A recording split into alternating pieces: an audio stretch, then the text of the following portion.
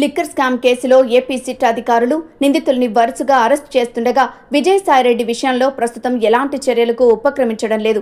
ఎందుకు అనే చర్చ ఏపీ రాజకీయాల్లో ప్రస్తుతం హాట్ టాపిక్ గా మారింది.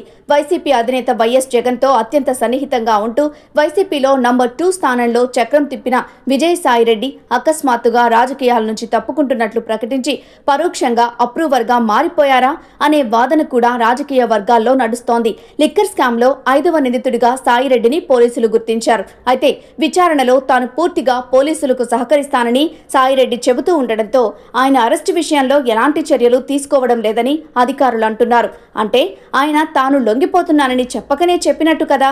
ప్రస్తుతం లిక్కర్ స్కామ్ లో A1 కేసిరెడ్డి రాజశేఖర్ రెడ్డితో సహా పలువురు నిందితుల్ని పోలీసులు అరెస్ట్ చేశారు. ఇందులో కీలక నిందితుడిగా పోలీసులు అనుమానిస్తున్న రాజంపేట వైసీపీ ఎంపీ మిథున్ రెడ్డి ప్రస్తుతం ముందస్తు బెయిల్ పై ఉన్నారు. మిగతా నిందితుల అరెస్టుకు సిట్ వేగంగా కదులుతుండగా సాయిరెడ్డి కనీసం ముందస్తు బెయిలుకు కూడా దరఖాస్తు చేయలేదు.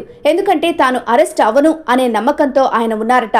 ఇప్పటికే తన రాజ్యసభకు రాజీనామా చేసి ఆయా స్థానం బీజేపీ అభ్యర్థికి వెళ్లడంతో సాయిరెడ్డి చేసిన సాయం బీజేపీ పెద్దలు గుర్తించారు. పైగా బీజేపీని కాదని ఏపీలో టీడీపీ ఏం చేయలేదు. అందువల్ల బీజేపీ అండ చూసుకుని తాను ఎట్టి పరిస్థితుల్లోనూ అరెస్టు కాబోనని సాయిరెడ్డి గట్టి నమ్మకంతో ఉన్నారట. ఈ పరిస్థితుల్లో సిట్ ఎలాంటి చర్యలు తీసుకుంటుందనేది ఆసక్తి రేపుతోంది.